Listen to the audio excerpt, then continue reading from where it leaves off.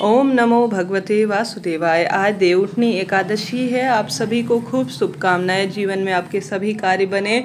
देवउठनी एकादशी आपके जीवन में खुशियों के भंडार भरे, ऐसी प्रार्थना करते हैं। आप सभी को आज की व्रत कथा जरूर पूर्ण रूप से सुननी चाहिए।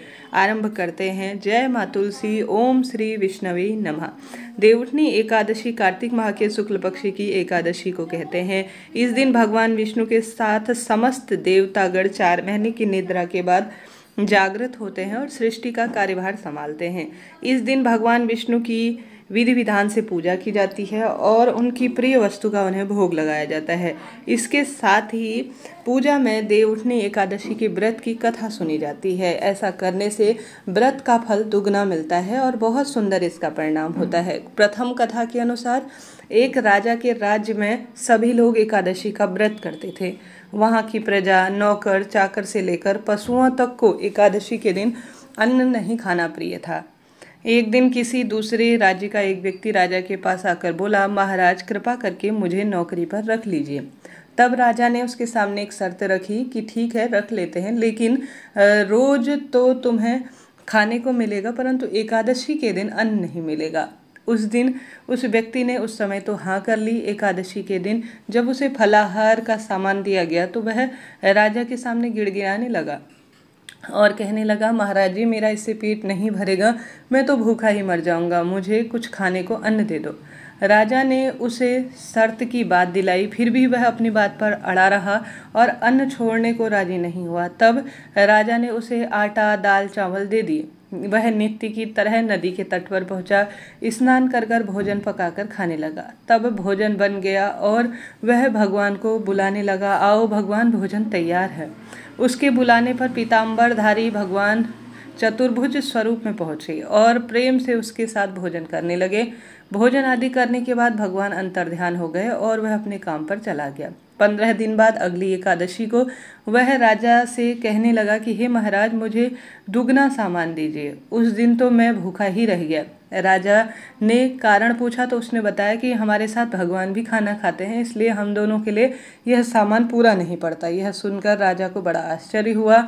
वह बोला, मैं नहीं मान सकता कि तुम्हारे साथ भगवान भी खाना खाते हैं। मैं तो इतना व्रत करता हूँ, पूजा करता हूँ, पर मुझे तो भगवान कभी भी दर्शन नहीं दिए। राजा की बात सुनकर वह बोला, महाराज यदि विश्वास न हो तो मेरे साथ चलकर देख लीजिए।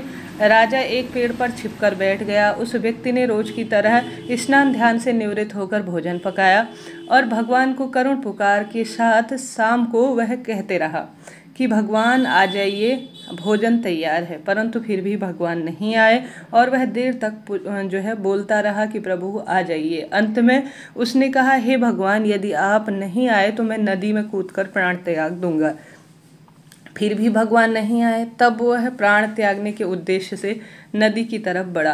प्राण त्यागने का उसका निश्चय बहुत दृढ़ था। यह जानकर भगवान प्रकट हो गए और उसे रोक लिया और साथ में भोजन करने लगे। खा पी कर वे अपने विमान में बैठकर अपने धाम की ओर जाने लगे। यह देखकर राजा ने सोचा कि व्रत उपवास से तो कोई फायदा नहीं है। जब तक मन शुद्ध न हो, इसे राजा को ज्ञान मिला और वह भी मन से व्रत उपवास करने लगा, खूब धर्म कर्म के कार्य करने लगा और सच्चे भाव सच्चे मन को रखने लगा। और अंत में उसे यह प्रेरणा और यह सीख इतनी सुंदर लगी कि वह इसे जीवन में उतारने लगा और अंत में उसे स्वर्ग की प्राप्ति हुई। इस तरह से यह प्रथम सुंदर कथा है।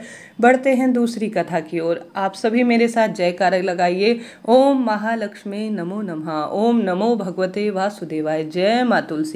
दूसरी कथा बहुत सुंदर है। एक समय भगवान नारायण ने लक्ष्मी से कहा, हे नाथ आप अब दिन रात जागा करते हैं और सोते हैं तो लाखों करोड़ों वर्षों तक सो जाते हैं। उस समय समस्त चराचर का नाश भी कर डालते हैं। अतः आप नियम से प्रतिवर्ष निद्रा लिया करें, जिससे मुझे भी कुछ समय विश्राम करने का मौका मिले। लक्ष्मी की बात सुनकर नारायण जी मुस्कुराए और बोले, देवी तुमने ठीक कहा, मेरे जागने से सब देवों को खासकर तुमको कष्ट होता है। तुमने मेरी सेवा से जरा भी अवकाश नहीं लिया है अभी तक, इसलिए तुम्हारे कहे अनुसार आज से मैं प्रतिवर्ष 4 मास की वर्षा ऋतु में शयन करूंगा। उस समय तुमको और देवगणों को थोड़ा आराम मिलेगा, अवकाश मिलेगा। मेरी यह निद्रा अल्प निद्रा और प्रलयकालीन महानिद्रा कहलाएगी। यह मेरी अल्प मृत्यु मेरे भक्तों को परम कल्याणकारी, उत्साहप्रद और पुण्यवर्धक होगी। इस काल में मेरे जो भी भक्त मेरे शयन की भावना कर मेरी सेवा करेंगे, शयन और उत्पादन के उत्सव को आनंद पूर्वक मनाएंगे, मैं उनके घर में तुम्हारे साथ निवास करूंगा। इस तरह से यह देवउठनी एकादशी की कथा दूसरी कही जाती है। अब बढ़ते हैं तीसरी सुंदर कथा की तरह। यह भी कथा बहुत सुंदर है, तो मेरे साथ इसे भी श्रवण करिएगा।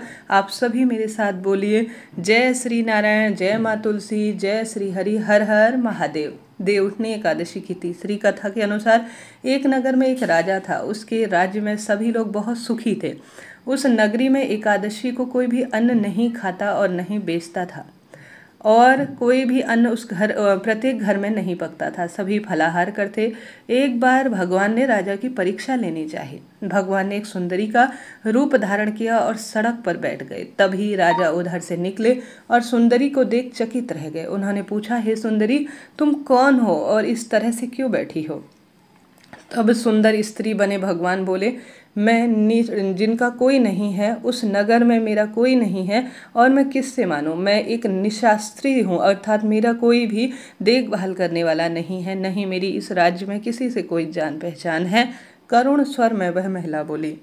राजा उसके रूप पर मोहित हो उठे और बोले, तुम मेरे साथ महल में चलकर मेरी रानी बनो। सुंदरी बोली, मैं तुम्हारी बात मानूंगी, पर तुम्हें राज्य का अधिकार मुझे सौंपना होगा। राज्य पर मेरा पूरा अधिकार होगा, मैं जो भी बनाऊंगी तुम्हें खाना होगा। राजा उसके रूप पर मोहित था, अतः सभी शर्तें उसने मान ली। अगले दिन एकादशी थी। रानी ने हुक्म दिया कि बाजारों में अन्य दिनों की तरह अन्न बेचा जाए। उसने घर में मांस मछली पकाए और परोस कर राजा को खाने में दे दिए। यह देखकर राजा बोला, रानी आज एकादशी है, मैं तो सिर्फ फलाहार करूंगा। तब रानी ने शर्त याद दिलाई और बोली, या तो खाना खाओ, नहीं तो बड़े राजकुमार का सर काट दूंगी। राजा ने अपनी स्थिति बड़ी रानी से कही तो रानी बोली, महाराज, धर्म न छोड़े बड़े राजकुमार का सर भले ही कट जाए, पुत्र तो फिर भी मिल जाएगा, परंतु धर्म कहाँ से मिलेगा? यदि इस दौरान बड़ा राजकुमार खेल रहा था। माँ की आंखों में आंसू देख वह रोने का कारण पूछने लगा, तो माँ ने उसे सारी बात बताई। तब वह बोला, मैं अपना सर कलम कराने के लिए अर्थात सर देने के लिए तैयार हूँ। पिताजी की धर्म की रक्षा होगी, जरूर से होगी। राजा दुखी मन से राजकुमार का सर देने के लिए तैयार हुआ। रानी के रूप में भगवान विष्णु ने प्रकट होकर असली बात बताई और बोली, राजन, तुम इन कठिन परीक्षाओं में पास हो गए हो, ऐसी भक्ति कहीं नहीं देखी। भगवान ने प्रसन्न मन से राजा से वर मांगने को कहा तो राजा बोला, आपने मुझे सब कुछ दिया है, हमारा उद्धार करें। उसी समय वहां एक विमान उतरा। राजा ने अपना राज्य पुत्र को सौंप दिया और वह विमान में बैठकर परम धाम की ओर रानी सहित गए। इस तरह से यह सुंदर व्रत कथा थी, आपने सुनी। आपका बहुत बहुत धन्यवाद और आभार। वीडियो में अब तुलसी माता के विवाह की भी पौराणिक कथा आज के दिन सुनना बहुत ही लाभदायक माना जाता है, तो देर न करते हुए यह भी कथा हम सभी हाथों हाथ सुन लेते हैं। मेरे साथ आप सभी भी बोलिए, जय माँ तुलसी, जय श्री शालिग्राम जी महाराज।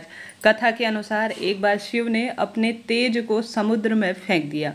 उससे एक महातेजस्वी बालक का जन्म हुआ। यह बालक आगे चलकर जलंधर के नाम से पराक्रमी दैत्य राजा बना। इसकी राजधानी का नाम जलंधर नगरी था और दैत्यराज कालनेमी की कन्या वृंदा का विवाह जलंधर से हो गया। जलंधर महाराक्षस था। अपनी सत्ता के मद में चूर उसने माता लक्ष्मी को प्राप्त करने की कामना से युद्ध किया, परंतु समुद्र से ही उत्पन्न होने के कारण माता लक्ष्मी ने उसे अपने भाई के रूप में स्वीकार किया। वहां से पराजित होकर वह देवी पार्वती को पाने की लालसा से कैलाश पर्वत चला गया। भगवान देवादिदेव शिव का रूप धरकर माता पार्वती के समीप गया, परंतु माँ ने अपने योग बल से उसे तुरंत पहचान लिया और वहां से अंतर्ध्यान हो गई। देवी पार्वती ने क्रोध होकर सारा वृतांत भगवान विष्णु को सुनाया। जलंधर की पत्नी वृंदा अत्यंत पतिव्रता थी। उसी के धर्म परायणता से, शक्ति से जलंधर न तो मारा जाता था और न ही पराजित होता था। इसलिए जलंधर का नाश करने के लिए